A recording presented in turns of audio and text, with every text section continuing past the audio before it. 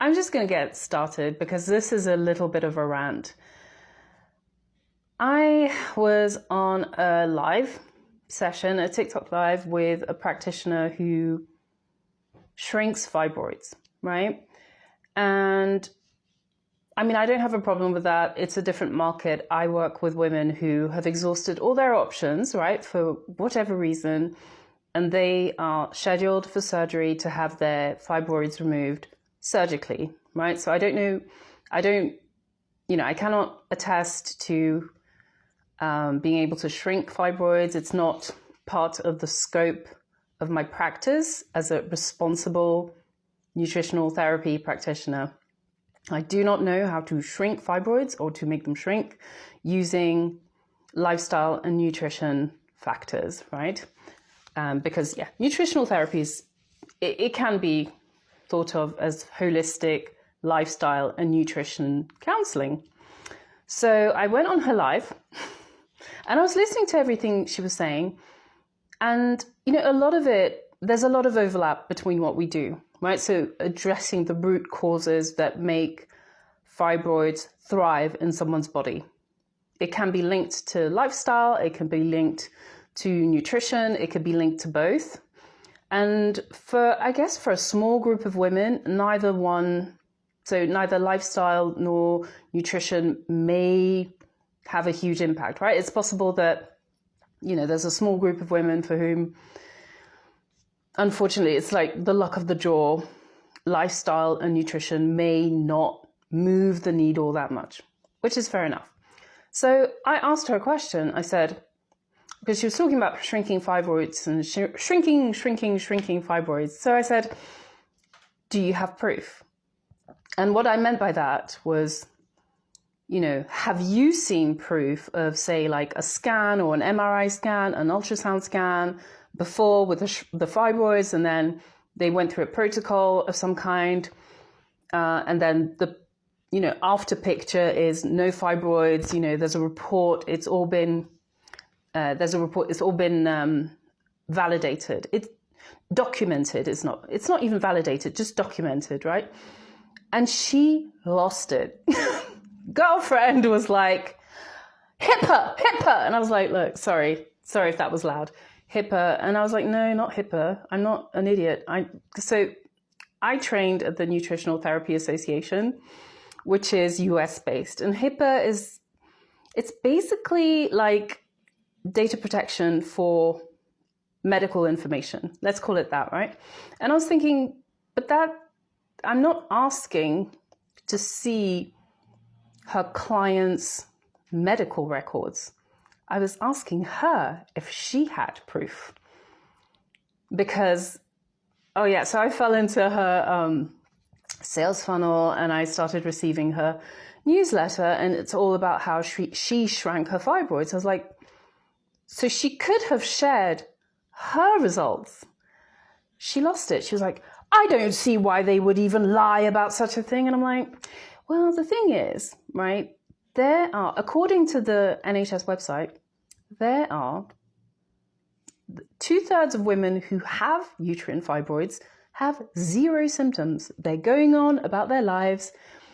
They're asymptomatic. Yes, they have fibroids. They have had children. They've gone into menopause.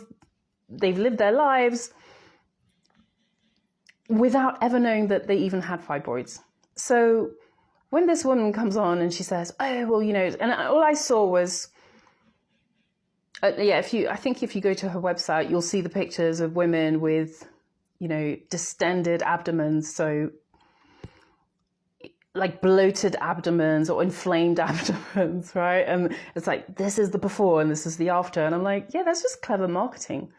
You know what? Depending on where I am in my cycle, I could look like a beached whale. I could look bloated, or I could have a stomach that is, that curves inwards, that is not even flat, just like curves inwards. It just depends where I am in my cycle. It depends on what I've eaten that day. It depends if I'm hydrated. It depends on whether I am constipated. Like, there are so many things that come into play. So, and this is my advice to anyone who is working with one of these holistic practitioners. Technically, I'm a holistic practitioner, so that's not the issue. It's just when you hear claims about shrinking fibroids, people who can shrink fibroids with teas, magic wands, and the like, protocols, I should say, as well. I think there's one that's missing. It's teas, and they usually have like herbs. Yes, right. Herbs alone. Wow. Because I can recommend herbal supplements. I can recommend dietary supplements that I have used that have a proven track record for specific issues. I digress, right? And the thing is, on my journey with fibroids, I tried everything. Evening primrose oil, there was raspberry leaf extract. I even tried DIM. Anyway, again, I digress. So, but the point is, if you are considering working with a practitioner of any kind that is, well, no, not of any kind, a practitioner outside of medicine, so not a gynecologist, not an OBGYN, not a nurse practitioner, not a medical doctor, if you are considering one of these protocols where, you know, they can heal your womb and your womb can fly and sing and scale tall buildings by the time it's done, just ask them. Ask them for proof. If they say that they can shrink your fibroids, right, and that you're going to have washboard abs and you'll never have to worry about fibroids again, that you don't need surgery because surgery is bad. I mean, without medical training, they are making these claims. I think it's outrageous. It's literally got under my skin. And I have meditated for an hour and a half today. Wow, the audacity. So she comes on and she's huffing and puffing. It really gets her goat. Whereas when someone asks me, can you shrink fibroids? I'll just say, no. I don't know how to do it. I've never been trained on how to do it. I would never make claims because, you know what? Different people react differently. I've had 2 clients in a similar age range, and they were both postmenopausal. One of them she had 0 health issues, for starters. The changes she wanted to make were more like cosmetic. She wanted to lose a bit of weight. Anyway. So, but she had done a lot of work on herself. She was a therapist. She still is a therapist, but she'd done a lot of she'd done a lot of work on herself over the decades, right? On her mental health, her physical health, her spiritual health, the works. She's a business owner. I worked with another business owner in her early 50s, also postmenopausal. That woman, unfortunately, has a lot less control over her time and where she spends, where she is physically in the world, right? So she has to travel a lot, has a lot of health issues, but she was fixated on losing weight because for her, that was the biggest thing. She thought that the excess weight was the cause of all of her issues. Now, and this is something I will address in a different video altogether, because the health of Black women. Oh yeah, they're both Black women, by the way. The health of Black women.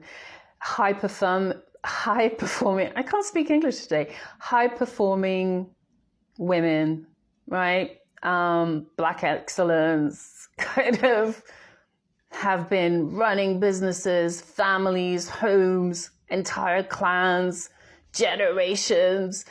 But when it comes to when it comes to actually looking after themselves, they are at the bottom of the list of priorities. So she was finally, because of all the health concerns, she thought, right, I've got to do something about this. When I gave her the playbook for what she needed to do, it was simply overwhelming to her. So, but I will do a deeper dive on this later, just to say that, just because you're past menopause, okay, they didn't have fibroids, it doesn't mean that all of the health problems just magically vanish and you just become this much better, healthier version of yourself just by default. You have to actively work on it.